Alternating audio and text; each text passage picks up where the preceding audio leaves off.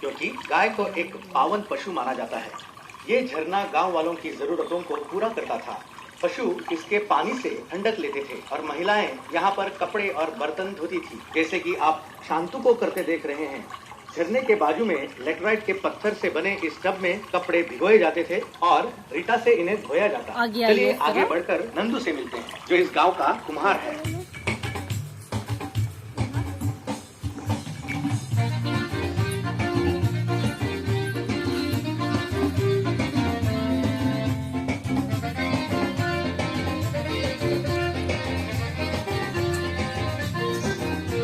उन दिनों में कुम्हार बहुत ही महत्वपूर्ण होता था, क्योंकि ज्यादातर घरेलू वस्तुएं मिट्टी की थी। इन बर्तनों को बनाने की विधि के अलग अलग पड़ाव यहाँ प्रदर्शित हैं। मिट्टी को छानने से लेकर कच्चे बर्तन को पकाने तक। कारपेंटर के बगल में इनास का घर है। इनास एक बढ़ई है और उसका घर ही उसका कारखाना भी है। पर्दे के पीछे उसकी बीवी बच्चे को खाना खिलाती दिख रही है।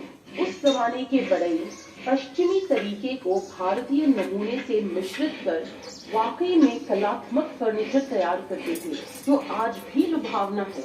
बढ़ई के पेशे के उपकरण और उनके द्वारा पहने जाने वाले वस्त्र यहाँ प्रदर्शित दंगर इस तरह। आपके पीछे है गोवा का चरवाहा, जिसे दंगर कहते हैं। ये सह्याद्री के पहाड़ी इलाकों में बसता है और ज्यादातर बकरियों की देखभाल करता था। उसके पास कुछ गोधन भी होते थे। जब उसकी जरूरत पड़ती, खासकर खेतों में बीज बोने के समय या फसल काटने के समय, तब वो नीचे आकर किसानों की मदद करता। बदले में अपने उपभोग के लिए अनाज ले जाता था। दंगर हमेशा एक कंबल लेके चलता, जो वो पगड़ी या तौलिए के रूप में इस्तेमाल करता था। यहाँ की लोकप्रिय भावना है कि प्रत्येक व्यक्ति और जगह का एक निगहबान फरिश्ता होता है। यहाँ सीढ़ी के बगल की जगह इस गांव के संरक्षक राखोंदार को समर्पित है। जब भी गांव वाले बाहर यात्रा करते तो अपनी और घर वालों की सलामती के लिए साथ दिए जलाते थे। उन दिनों राखोंदार को मिट्टी के घोड़े भेंट चढ़ाते थे। आजकल अगरबत्ती और नारियल चढ़ाए जाते हैं। आप सीढ़ियाँ चढ़कर हस्तशिल्प या हैंडीक्राफ्ट की दुकान में जा सकते हैं। कृपया शीघ्रता से, क्योंकि कुछ ही मिनट में अगले भाग का दौरा शुरू होने वाला है।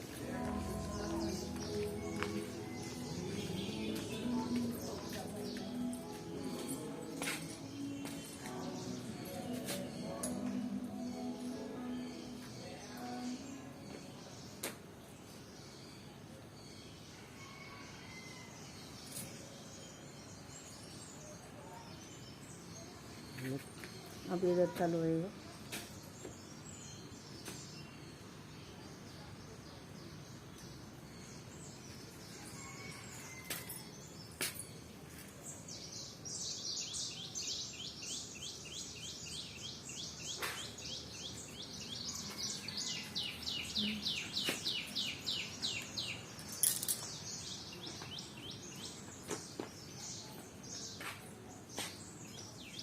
आगे बढ़ते हैं।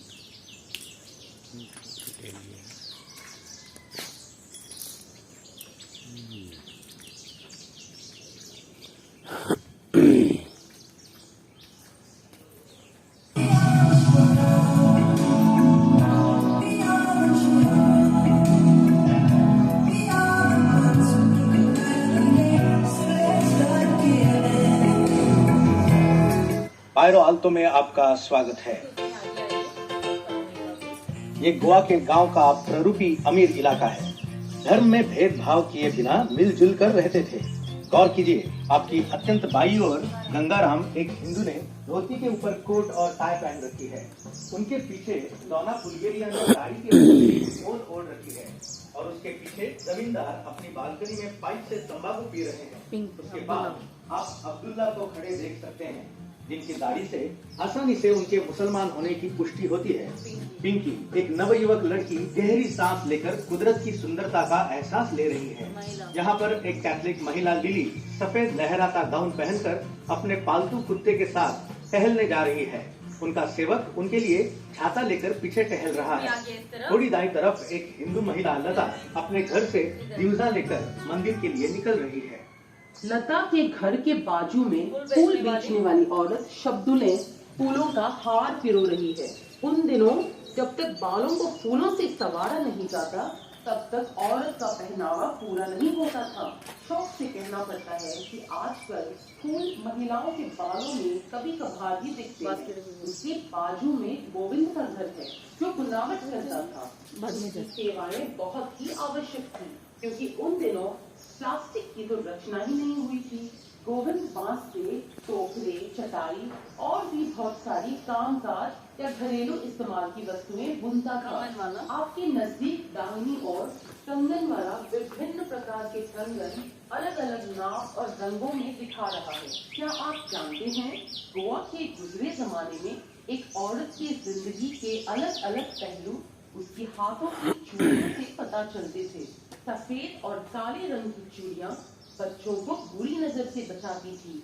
रंगीन चूड़ियां नवयुवक लड़कियों के लिए, खास आकार और रंग की चूड़ियां मंगनी हुई लड़कियों के लिए, हरी चूड़ियां गर्भवती महिलाओं के लिए और काली चूड़ियां कुछ विधवाओं के लिए होती थी। आगे इस तरफ अब हम रुआ आना मॉरिन से गुजरेंगे। अलग अलग लोग व्यापार चला रहे हैं।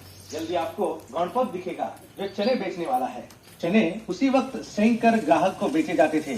क्या आप इन्हें चखना पसंद करेंगे? चलिए आगे बढ़कर खरीद ही लीजिए। गणपत का सहायक आसपास ही होगा।